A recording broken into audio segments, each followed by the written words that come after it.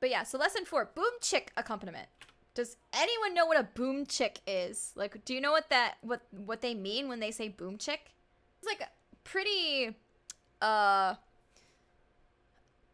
uncommon, just, not really standard, I think, in terms of, like, when you learn about music. GB, no. Alright, that's fine if you guys don't know. I will, let me scroll down. So it's basically when you have...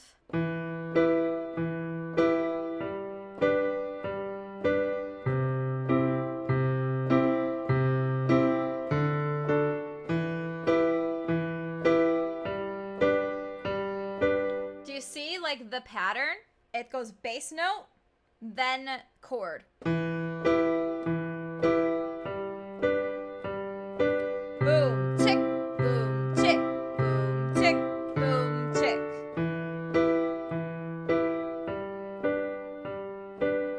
But do you get it though?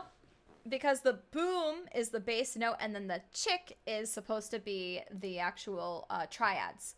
So yeah, it alternates between the bass note and the triads. And that's basically what's happening in Frog's theme. You hear the timpani.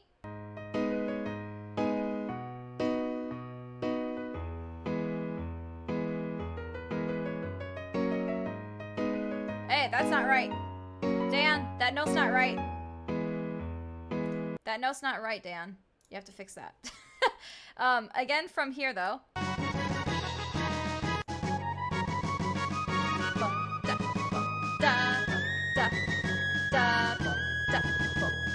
Right? You hear it, right? So that's a boom chick. Rezo. But yeah, so the in-game version, right? The timpani is the boom that you hear, and you hear those trumpets for the chick, right? I'll just... Timpani. Trumpet. Trumpet. Trumpet. Trumpet. Timpani. Trumpet. Kind of thing. But that's basically boom chick, and that happens for a lot of songs, honestly. That they utilize, like, that boom chick kind of thing. And it does help... Right? It sounds like a march. Dun, dun, dun, dun, dun, dun, right? So it also helps with that triumphant feel, like we're marching, we're doing something, right? Going on an adventure, whatever.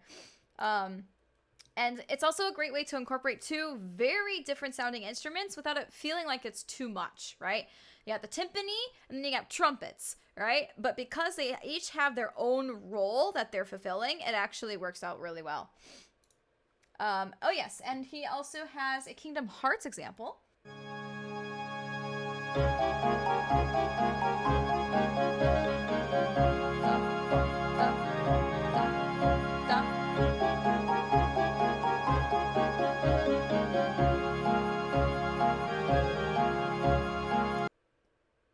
Yeah, right? You hear it now. I mean, I think it's just kind of like a simplified term of, like, because they couldn't think of a more sophisticated term to describe this type of accompaniment, but yeah, I don't know who exactly calls it a boom chick, but that's actually, I've heard the term a couple times as well, so, you know, it's like, I think it's just something that people use just because there's not a better term for it yet.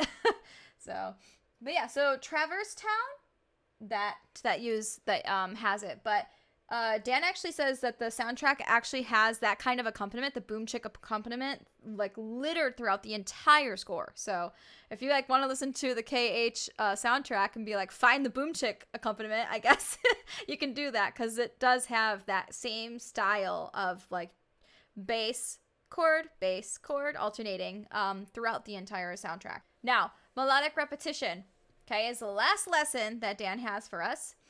All right. So there's many different ways to make a melody sound more pleasing and familiar to the audience, right? But if you repeat the rhythms and the pitches, that's one really great way to actually make it sound like, oh, it's stuck in my head now. I can't, you know, I'm singing it, humming it.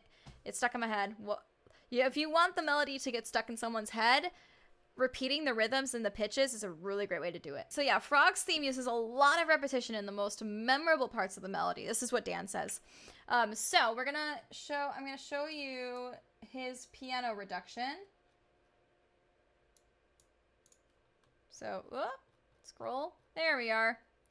So, he actually has, look how nice this is. He's got this all figured out. So, right? Oh, gosh.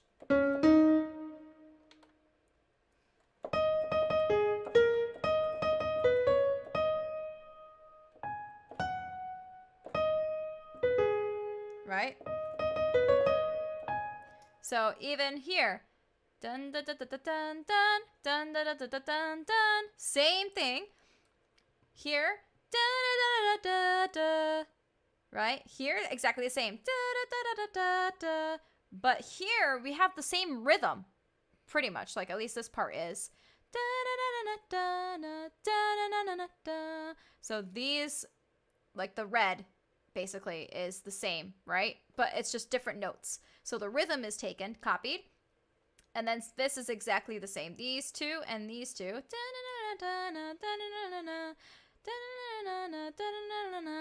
Right? And then here, it's a little bit different. Right? So that note is changed. Usually it goes to G sharp, but that actually goes to the B. So yeah, this is actually a really good thing to look at when you're trying to figure out how to create a memorable melody.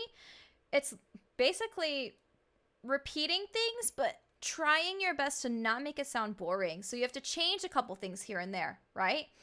Instead of having another pair of dotted quarters, he did a dotted half, right? Here he's got dotted half, right? And this as well, he moved it down to different notes as well to kind of make it sound a little bit more varied.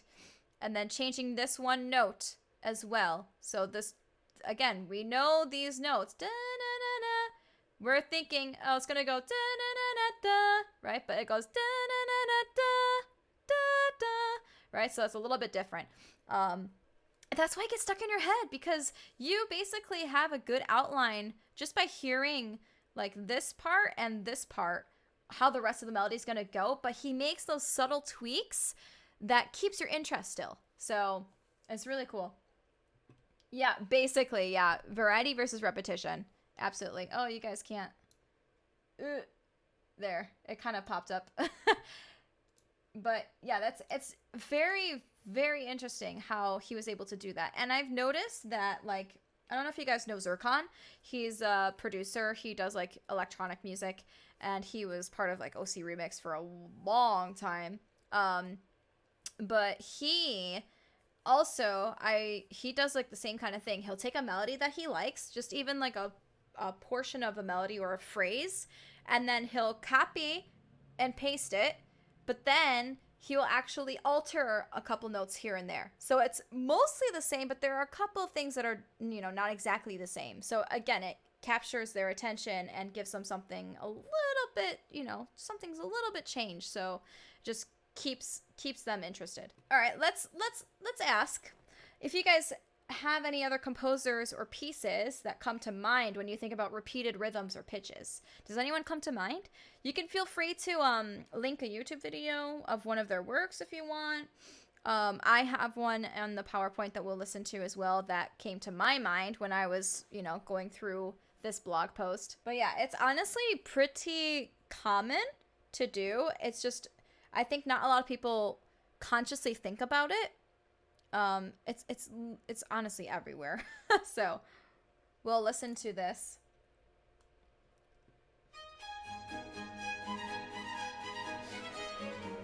Right here.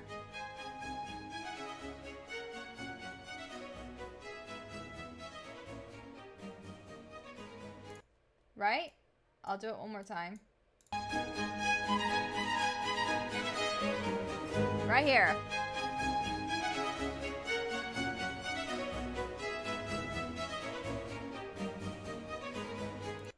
Right, so that's actually Vivaldi, Violin Concerto in A minor. And you can tell Vivaldi has this very unique, I guess, way of writing music. He will do that. He'll take the da da da da da da da da da, right? That rhythm, da da da da da da da da da da, right? And then he'll use that same rhythm and put it down a note. Right, da da da da da da da da. Then going from da da da da da da da da. Then from da da da da da da da da. CC2, thank you for the follow. But yeah, that's basically what Vivaldi's doing. He's taking that fragment, that rhythmic fragment, and he's just going down a step, you know, down a note in the scale, down the other note in the scale, down a note again in the scale. And that's literally what most of his music is. If you actually take the time and analyze it, or even listen to it, like, you'd be able to tell, like, oh, that's what he's doing, right? And that's how he expands upon the, you know, that melody and things. It's basically just taking that pattern and repeating it, but changing the pitches. Yeah, sequences. That's it. Thank you, Daryl. Yeah, Vivaldi is the king of sequences. Yes. All right, that's all right. Well, I gave you guys one that came to my mind, just because Vivaldi's been drilled into me as a violinist. So, but there's definitely some other ones out there. Could even be an EDM. They definitely do exist. So, cool. Now, are we ready for our next section? Are we ready to talk about modes again? Because I know that, like, I already have some examples of Mitsuda's work. And have them as examples for certain modes, but I want to actually go through and, like, talk about all of the modes, and I have examples, so we'll kind of go through that. Oh yeah, no worries, CC2. It's awesome to find another violinist. That's so cool. All right, let's talk about modes though. So again, one of the coolest things about Mitsuda's work, in the Chrono series especially, is his knowledge and use of modes. Okay, so again, let's do a little refresher. What are our 7 modes again? Yeah, no worries, Dorj. Thank you for stopping by. I appreciate it. Credit with the Dorian, not Dorian. Okay, we got Dorian. We got 1. Yes, Daryl. It pretends.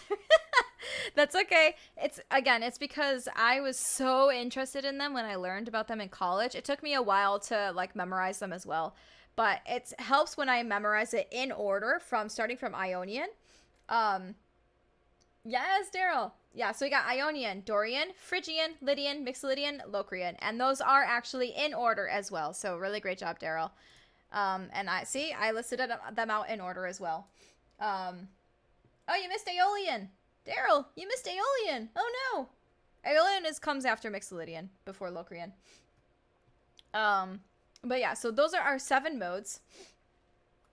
All right, no worries, Crit. Thank you so much for hanging out. I appreciate it. All right. So we're going to skip Ionian and Aeolian because they're just the regular major and minor, right? I mean, they're technically still modes, I guess, but we want to focus on the other 5, right, that are not super present in today's media and today's, like, yeah, in the music today. So, Dorian, okay, so just a refresher, Dorian is the minor scale with a raised 6th interval. So if we start on D and play all of the white keys, that's Dorian. That was the raised 6 right here. It's okay, Daryl. Does anyone have any Chrono tracks, though, that come to mind when they hear...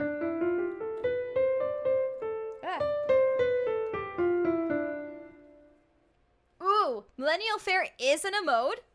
So hold on to that, GB. It is in a mode, but it's not Dorian. But that is good, though. That is good.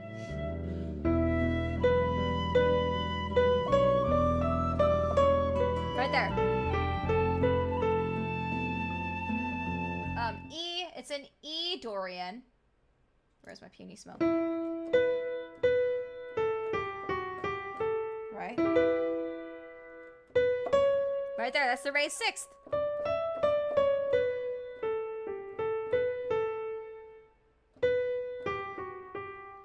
Right? So that's an example right there that he uses Dorian.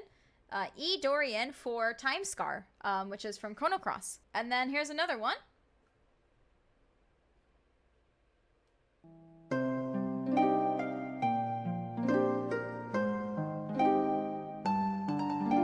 Right there.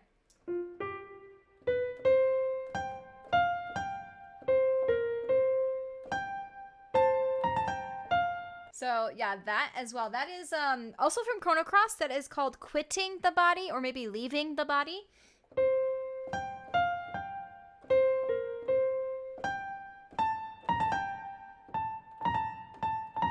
Something like that. So those two are examples of Mitsuda using the Dorian mode. Let's move on to Phrygian. A minor scale with that lowered second interval, right? Let me go up.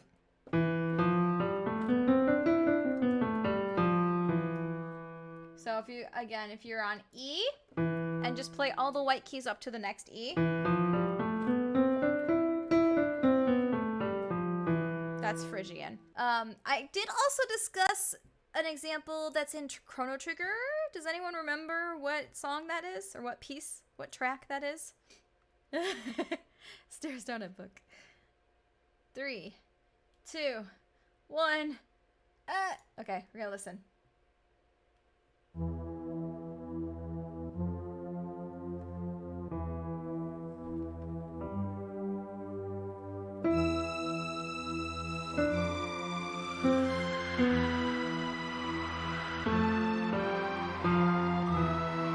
Prime example of Phrygian, because it literally walks down the Phrygian scale, so super easy to use an example.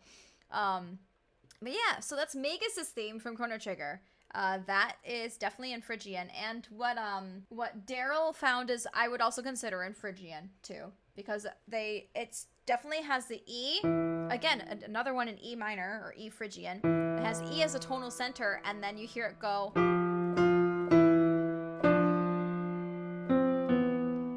But that's Magus, and then in this, the Island of the Dead, it's basically doing the same thing. So, sweet! You guys are doing great. Alright, let's think of Lydian now. So, Lydian, I'll give it to you. So, it's a major scale with a raised fourth interval. Augmented fourth. It's got a tritone in it. So, Lydian now, if we want to do it like the simple way, start on F, end on F, only play the white keys.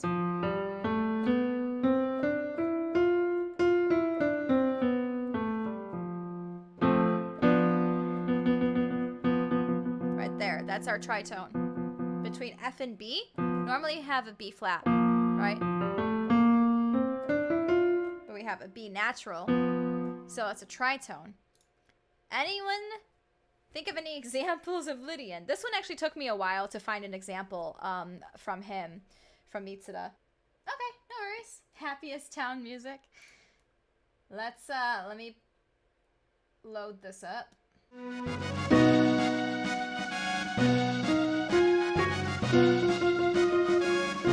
hearing that, right? So, let's say we're in B major.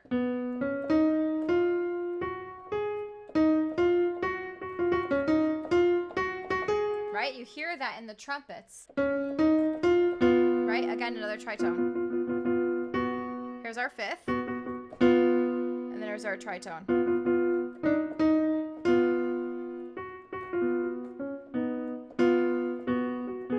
So, yeah, that's the only example of Lydian that I could find in the short time that I spent trying to make the PowerPoint. There's probably more, though. But yeah, so that's an example. That's from Chrono Trigger. It's called Courage and Pride. So that's in Lydian. And then let's do Mixolydian. Yes. We're almost there, guys. So what is Mixolydian again? It is major scale with a lowered seventh. So if we're in G, right? So start and end on G, only play the white notes.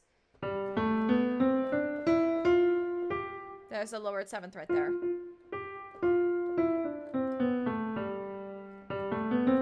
Normally it's da da da da da da da da da, but we have da da da da da da da.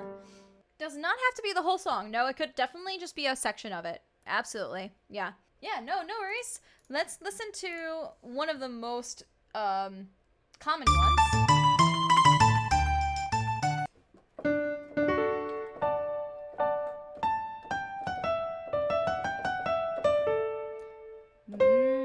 Lowered seventh.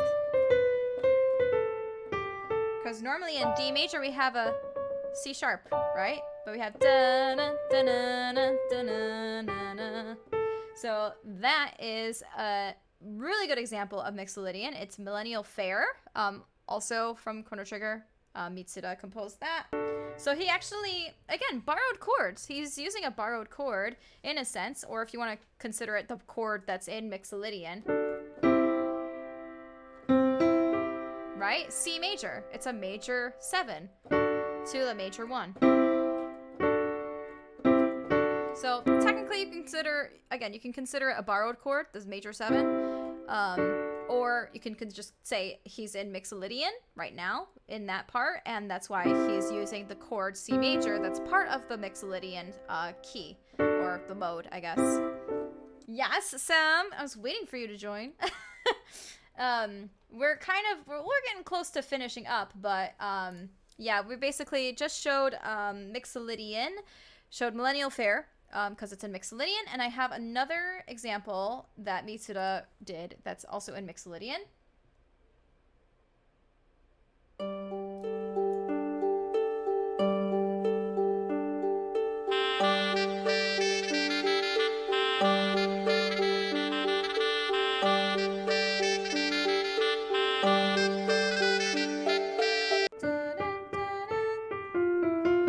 Right?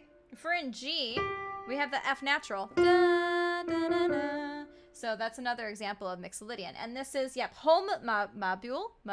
Not sure how to pronounce that, but right? PS1 era music was amazing. That's why I'm still like Mitsuda is amazing and Uematsu is also amazing. Oof. So Locrian, let's go over Locrian. Locrian's when we have a minor scale, right? But it has lowered second and lowered fifth intervals. So, again, if you want to do it simply, you can do B, start on B, and let me go down an octave. Start on B, end on B. Oops. And only play the white keys.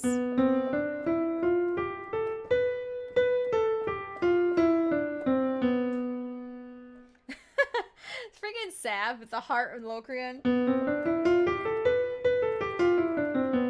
Sab, do you know? Because I wasn't able to find any examples of tracks that Mitsuda composed in Locrian. Yeah, I had a feeling, but you would be the one who actually likes Locrian. Because I personally don't like Locrian that much. But yeah, I did a quick search of, Chrono Cross OST, wasn't really able to find Locrian, and I can't think of any off the top of my head in Chrono Trigger that was in Locrian. Oh, really? Okay, so not Mitsuda, but maybe Uematsu. Okay. Yeah, so, yeah, I wasn't able to find anything from Mitsuda, but, the reason why it's so hard and why you can't find many examples of Locrian is because the root, the tonic, right, that chord itself, is a diminished chord. Who's going to want to hear that as their root, right? Or their, home chord. No one's going to want to hear that, right? You want to hear that, not that.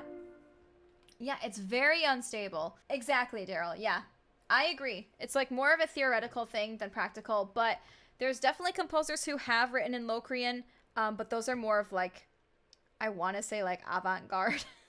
Or those who are willing to experiment and kind of sacrifice that feeling of stability, and probably just to see if they could write a piece in Locrian, because it's obviously possible you can, but it might not actually fare very well when people are listening to it. You know what I mean?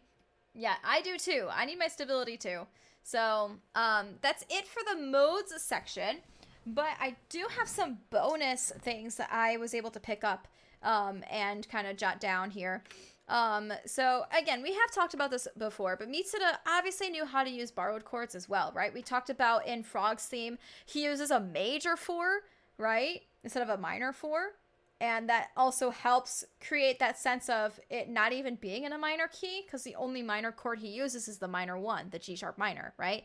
Every other chord he uses in that part is a major chord. So he definitely understood the how effective borrowed chords can be. So I have another example here. This is not Frog's theme, but another example of a borrowed chord that he used.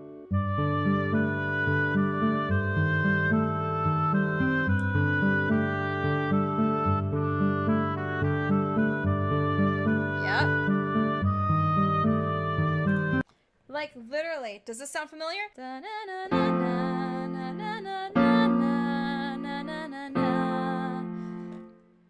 This one is G major.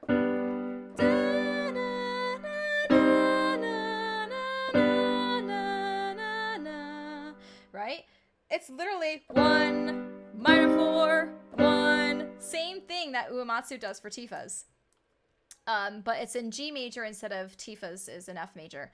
But it's literally the same thing. And then there's also something else.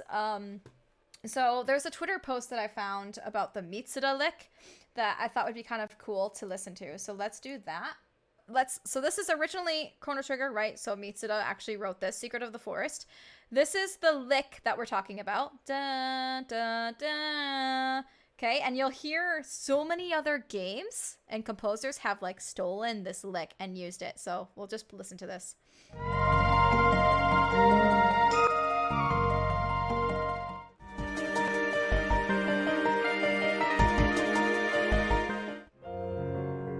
This I definitely, because I Am Setsuna was inspired by Chrono.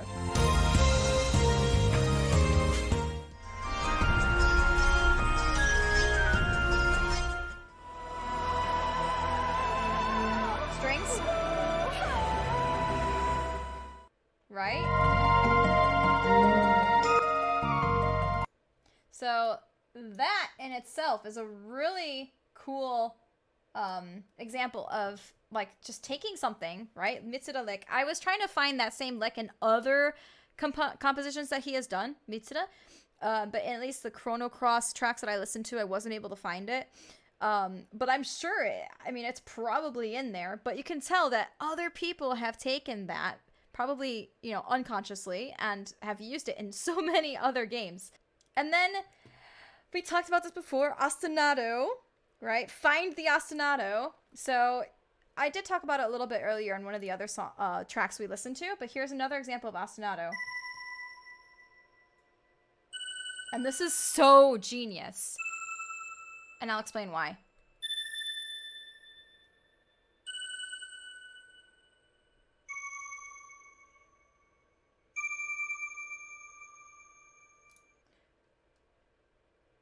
Anyone know what melody that outlines? This is from Chrono Cross. This is Life, Faraway Promise. Da, da, da, da,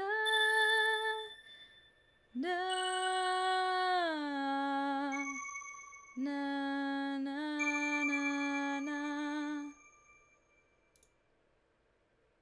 No, not Shala's, but Shala's theme does have an ostinato. For sure, it does.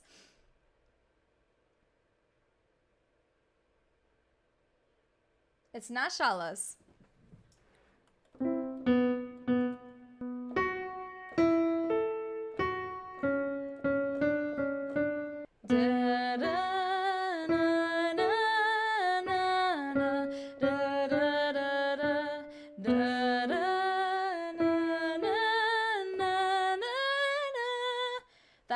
That's Radical Dreamers.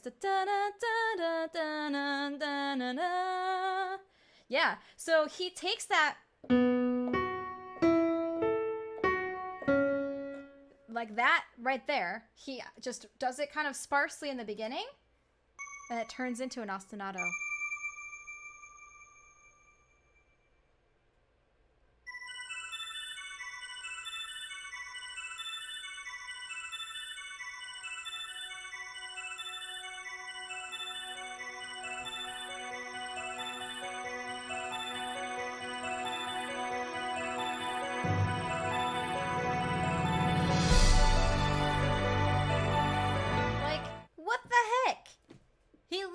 Took a melodic line from Radical Dreamers and turned it into an ostinato for this other track.